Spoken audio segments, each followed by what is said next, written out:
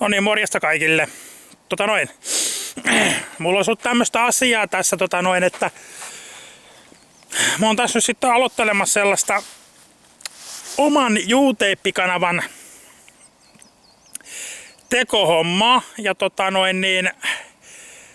ajattelin semmoista näin, että jos tälle minun omalle kanavalleni tulee kannatusta ja tykkäyksiä ja monet haluaa, että mä jatkan tätä mun kanavaani, niin sitten mä sitä jatkan. Ja sitten jos se tuntuu siltä, että ei ole kannatusta ja niin ei ole tarvetta tämmöiselle kanavalle, niin sitten minä lopetan tämän kanavan teon siihen paikkaan ja siirryn taka-alalle ja annan niiden tehdä niitä videoita, jotka sen osaavat tehdä, jos minä en siihen itse pysty. Mutta kerron vähän tästä minun omasta kanavastani, mitä siihen tulisi sisältämään. Eli tekisin noita remonttivideoita ja huoltovideoita autoista, eri merkkisistä ja erilaisista tilanteista tietenkin.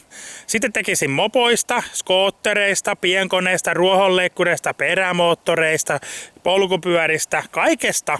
Ja sitten myös kaikesta tavallisesta elämästäkin, että kaikkia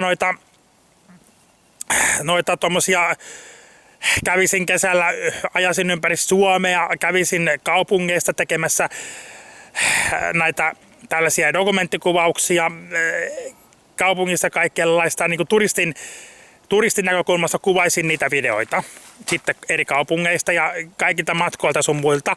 Sitten tietenkin tulisi rallivideoita, kävisin suurajoissa, kävisin ralleissa, sprinttejä kuvaamassa ja tällaisia näin, ja ne näytettäisiin täällä mun kanavallani sitten. Ja kesällä tuolla veneellä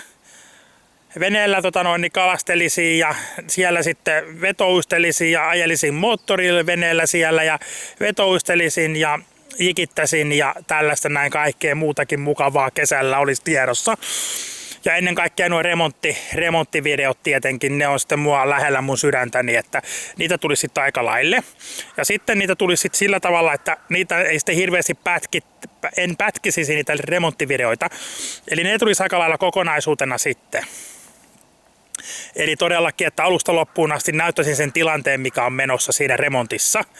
Ja siinä voi joskus mennä vähän aikaa, mutta eihän teillä varmaan ole katselijat mitään muuta kuin aikaa siellä kotisohvilla olla ja nauttia siitä sitten, kun muut tekee tällaista videon poikasta.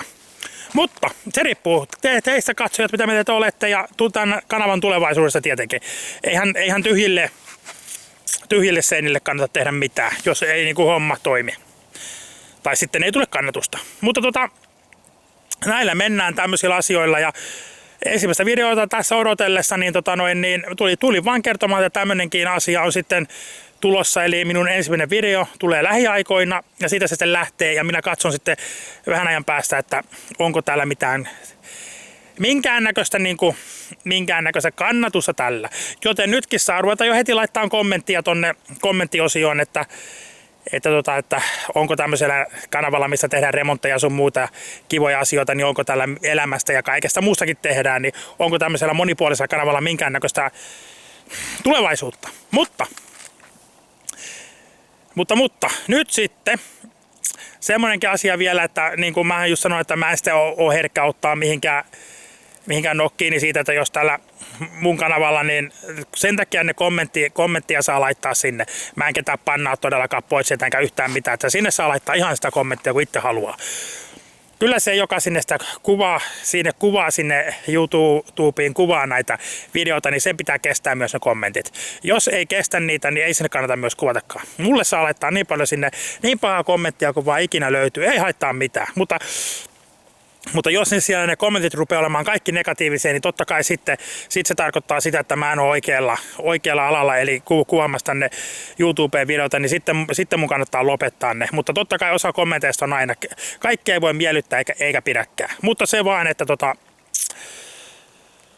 jos vaan niin suurinkin osa niistä kommenteista on positiivisia, niin sitten mä totta kai jatkan sitä. Mutta ettään te nyt voi tietää vielä, kun ei ole tullut ensimmäistäkään videota, paitsi tämä ensimmäinen esittelyvideo. Jotenka asiaa. nyt jääkää odottamaan sitä ensimmäistä videoa, siihen ei mene kauan aikaa. Yritän saada sen mahdollisimman pian tänne ensimmäisen remonttivideon kautta sitten, mitä nyt huoltoa teenkään tohon ilmeisesti. Tohon tulee ensimmäinen skotterivideo sitten huollosta. Joten jääkää odottamaan ja kommentoida voi niin kuin mä sanoin. Jotenka, ei tässä mitään tällä kertaa. Joten jääkää jännittämään, mitä tuleman pitää. Kohta saatte selville, minkälainen kanava tämä on. Ja kannattaako sitä edes katsoa. Jotenka näkemiin ja kuulemiin täältä. Sitten loppu tulee tähän. Morjesta moro!